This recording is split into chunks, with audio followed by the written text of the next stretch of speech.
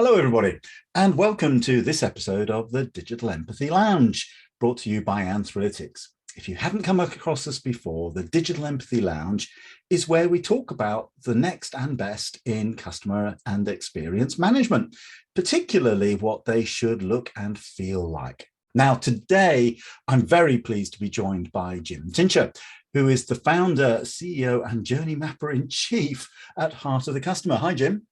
Hey there. It's glad to great be here to have today you with us today. So, All Jim, right. before we make a start, perhaps you could just tell us a little bit about yourself. Sure. So I lead, well, as I said, Heart of the Customer. Before this, I led customer experience programs at Best Buy and United Health Group. I used to think every company was customer obsessed. That's just the way that you work, until I learned that that's not the way every organization works. But yes, I always been a customer focused guy, came across customer experience about 12 years ago and absolutely love it. Great. Thank you very much, Jim. We have a lot in common in that we're both customer obsessed. Now, Yes. I'd like to explore with you today something that you're very well known about, which is obviously customer journey mapping and the role of customer journey design. And in your last book, How Hard Is It to Be Your Customer?, you talk about using journey mapping as a way of making customer-focused change. But it's more than just being efficient, isn't it? For example, what role do emotions play in customer journeys? Oh, yeah. Efficiency, it's not unimportant. It will help you prevent churn, prevent disloyalty. But loyalty only comes from an emotional decision. Even in B2B, we all like to think that business decisions are made dispassionately based on organizational value. And that's a nice, theory. It sounds good. It's a great fiction to tell yourself. But brain scans are pretty clear that we all make emotional decisions first, followed by a rational reason to come up with that solution. It's not always sensible, but we always come up with a way to make ourselves feel good about what is essentially an emotional decision. And that's why rational approaches don't always make sense. And that's what we find. It seems that whereas everybody in customer experience seems to acknowledge that emotions are important, we act as if they aren't, and if everything is rational. And it couldn't be further from the truth. And that really comes back to, we look at loyalty. Emotions are the best predictor. Yes, there's a lot of work, a lot of talk about effortless experiences. And the team that created that book, they did an amazing job of branding. It's fantastic. And what they say is that it's not, you don't want to create a wow moment. You don't want to overinvest. Focus only on making everything effortless. But what everybody forgets, because it's a great book, well written, is their research is based entirely on calls to the contact center. And while that is a very specific, it's an important part of the experience, it's a very unique one in what you need. If we look at, for example, let's say that, Peter, you own your little store. I don't know what you sell at your store. You sell parakeets. You've got your parakeet store there. And if I wanted you to use my point of sale, yes, we should focus on emotional experience. But if your point of sale is down, and I call you and you call me up saying my system's down, I can't take customers, I say, well, yeah, Peter, well, we'll figure this out. Tell me about your kids. Well, that's a horrible experience. And so effortless experience looked at when there are issues, the service is broken, they say, okay, all you need to do is focus on being effortless. And that works there. In the rest of the experience, though, the best predictor of loyalty is emotions. And it's something we don't spend nearly enough time thinking about, nor do we build great tools on how to manage the emotional part of our experience. Great. Thanks very much, Jim. Yeah, you're right. I think study after study keeps showing the role and importance of emotions and building that empathetic bond, that rapport between people. In fact, it's quite obvious that in many cases, customers would say, I'd rather you treat me than a human being, even if I don't get what I originally wanted, then I get what I want, but you treat me like I'm just another number or a case file. And I do appreciate, as you said, it's not that efficiency and effectiveness are not important. It's just that that's what we expect. After all, if your organization delivers a really bad and shabby service, you're probably going to make the news for all the wrong reasons. Most of us are pretty good at doing what we do. So that's not the differentiator. But what is, as you say, is How do we feel about that when we're in a relationship? Now, the work that Kahneman and others did Mhm. on looking at behavior and emotions within that was super important. And one of the things I keep hearing being brought up is the peak end rule. So for those people not familiar with it, it says that the most important points of a journey or an episode are the peak emotional intensity. So what is it when you felt that most intense emotion, and the one that was at the end. And I've seen a lot of organizations trying to design around the peak end rule about how they address peak emotions. And let's make sure we leave it with everybody being happy. And I think, as we were talking about it, as you were saying, it's a good rule of thumb, but I think it's missing something. So let me come to you. What's missing from the peak end rule? Yeah, I do love it a lot. Kahneman is a genius, and he brought fantastic work that we can all use. I mean, he's not a customer experience researcher. I wish he was, but he's not. He's overall an academic. But what he learned was really important to us, and that is what we remember. And keep in mind, in customer experience, all we're really creating are memories.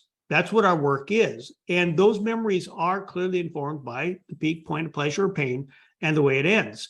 And you can see that played out all the time. But I ran across something that showed that was incomplete. We were studying life insurance. And so we did first, following the peak end rule, is we interviewed people who would purchase their life insurance. Kahneman also talks about how we live under the tyranny of the remembering mind, and that everything we remember about experience, such as buying life insurance, is highly filtered because we just can't remember all those details. And those are the 2 points that heavily influence what you remember. In the case of life insurance, for example, is that point that you either felt really protected or perhaps frustrated. And how did it? Did you get the rate you expected? Did you get the product you expected? Or did they come back and say, hey, you're not as healthy as we thought. Here's your new pricing. How did it end? But what we did that is that first we looked at people who completed the journey. And then we came back, we looked at people who were undergoing it, capturing the experiencing mind. We used a digital platform so we could check in with people as they went. And what we realized is that it's really hard to change somebody's emotions. And so by the time we got to the end, those emotions were largely set. In fact, what we discovered is that how somebody began the experience is very predictive of how they ended. And it got me to thinking about it. It brought up another Kahneman principle called the consistency bias, which is that we all tend to act in ways and think in ways that keeps consistent with our past behaviors and feelings. And what I realized is that, again, we found the people that came in that felt positive about getting life insurance, either they felt slightly positive, I'm just adulting, it's no big deal, or I'm protecting my family, doing good things.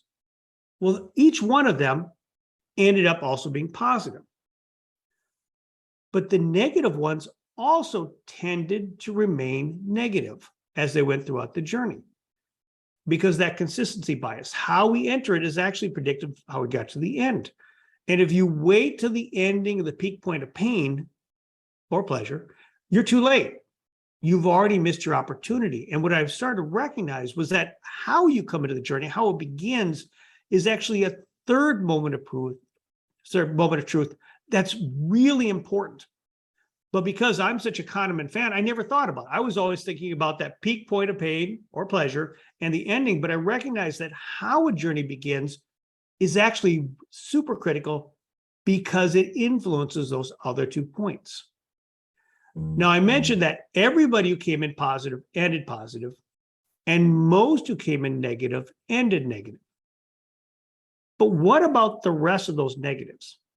What we found was that for those, the financial advisor, they're the ones who are actually suggesting they get life insurance. In those situations, they became more active.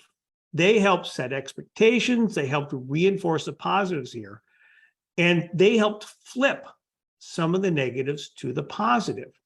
And that was a key learning for me. We look at onboarding as an example in many experiences. It's how you begin a journey predicts that peak point of pleasure or pain and the ending. People don't remember it.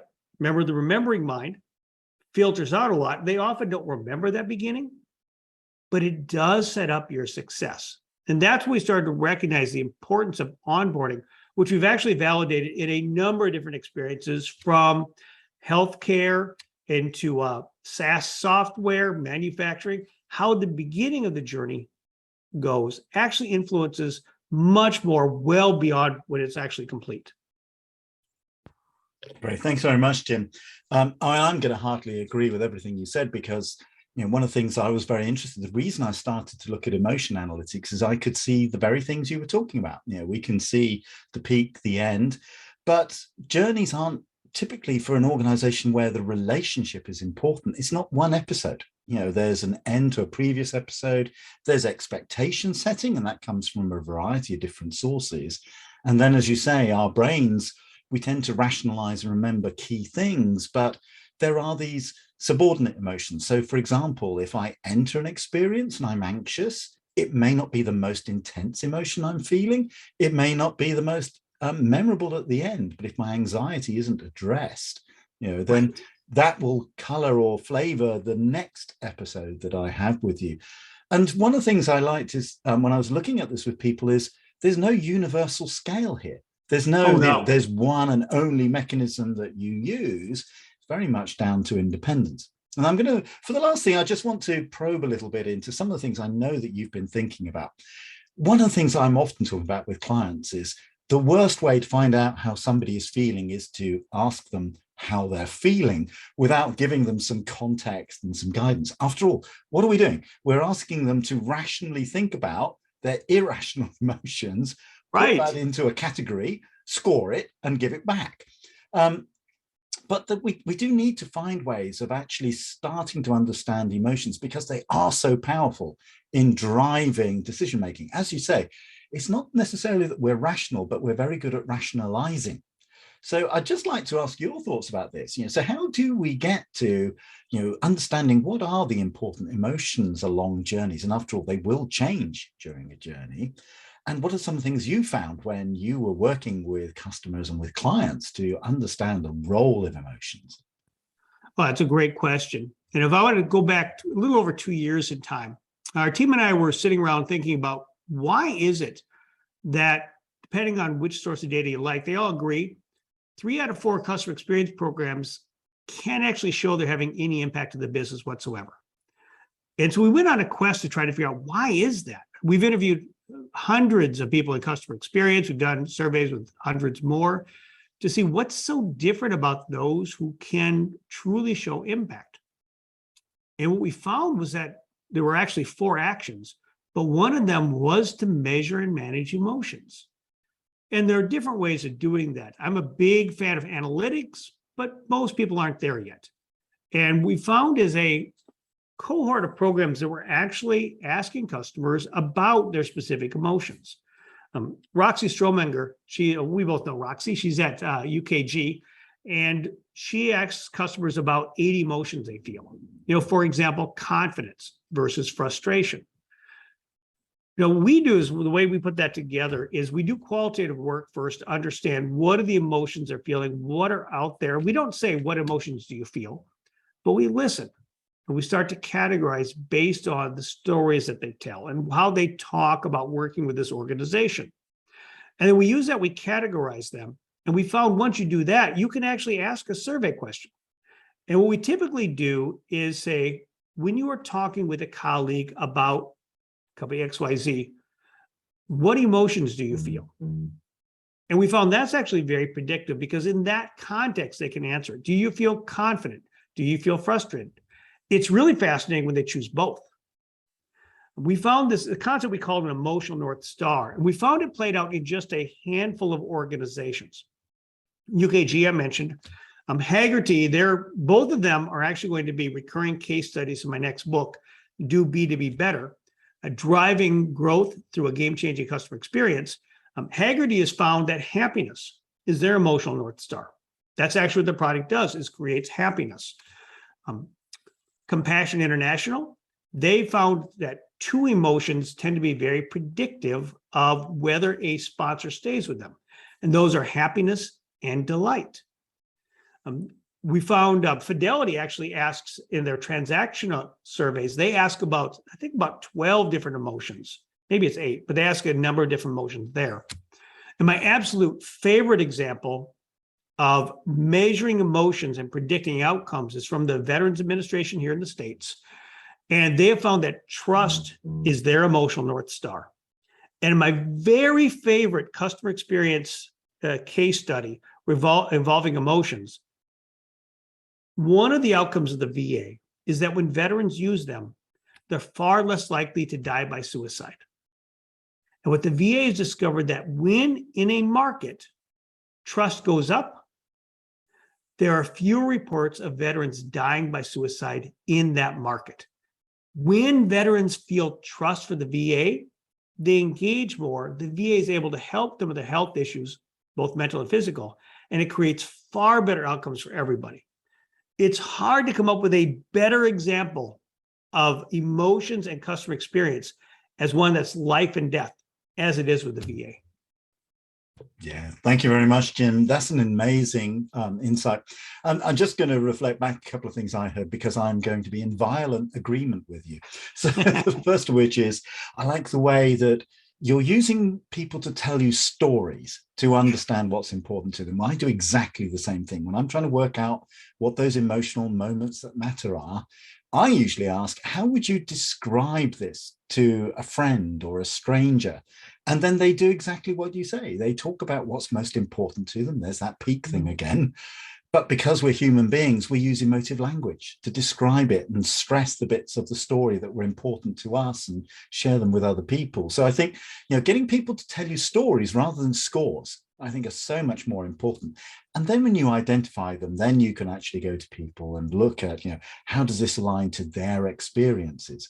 And I'll just add my 3 emotions as the ones that are important in the research I've been doing. So 3 that I've found that are critical, they are usually much more strongly expressed than others, are trust, that is saying what you're going to do and then doing it. Joy, of course, happiness, satisfaction, however you want to frame that, which is, I like what you say you're going to do and what you're doing. It makes me happy. And the third one, and I think this is something you've touched on a couple of times, is what Plutchik calls anticipation, but the rest of us would probably call predictability. So, there's an expression, rather the devil you know, which means I'm happy to stick with a predictable experience that rather than take a small risk that it might get worse in the hope that it might get better. So that consistency and predictability is incredibly important. In fact, for me, some of those organizations working on customer journeys, one of the first things I do is say, focus on becoming consistent first. It's about being taught to shoot. Learn to be able to group your shots, and then we'll work on your aim. I think it's something similar to that. Well, look, Jim, I want to actually go a little bit deeper into that because you brought up something there we haven't talked about in the past. But when you look at trust, now, first of all, there's some academic literature out there that says trust and confidence are interchangeable. I don't believe that. I think confidence is more about things, trust about people. But we've started to see emerging 2 different elements of trust. And those are functional versus emotional trust. And you kind of talk about it there. And we find the language gets sloppy. And functional trust is all about, as you talked about, consistency. Do you know what to expect? Do you know what's going to happen? Do you believe that they can get the job done? Absolutely critical. You have to have that as foundation, which then enables emotional trust, which is, do I feel you care about me? Do I feel you have my best interests in mind? And it's important as we look at trust to understand there are 2 different elements, and you can be completely successful with functional trust and not even scratch the surface of emotional trust. We have to tease those 2 apart because they are different. Yeah, and thank you, Jim. That's a great insight, and you're absolutely right. I think trust in that context is a little bit like morals and values. It's what we do when we think nobody's looking. I think that, are you driven by shared values? So my trust is that, as when I fly a budget airline, I don't expect them to bring champagne to the seats. No. But I do expect them to get me where I want to go roughly on time. The less eventful the flight, the better, as far as I'm concerned. So, and I think this is one of the dangers, those people that have that efficiency buzz in their head. It's just make that functionally really good. But as you say, that gives you trust and confidence in the components, the function, the process, of the organization. But then do they really have my best interests at heart? Or at least are we sharing an equitable relationship? Anyway, I know you're working on your next book, which I think you're hoping to be out in October. So I'm looking forward to that because the last one was killer. So I really enjoyed that. And thank you so much. I'm sure we're going to talk about the role of emotions and customer journeys and lifetime value in the future, because it is such a big issue. I know so many organizations are looking at this as, how do we differentiate from everybody else who's doing a pretty good job? Anyway, until we have that conversation, all that really remains for me to do is to say, Jim, thank you so much for sharing your thoughts today, especially the bonus one about trust. So I really enjoyed that. But until the next time, take care, everybody, and cheerio.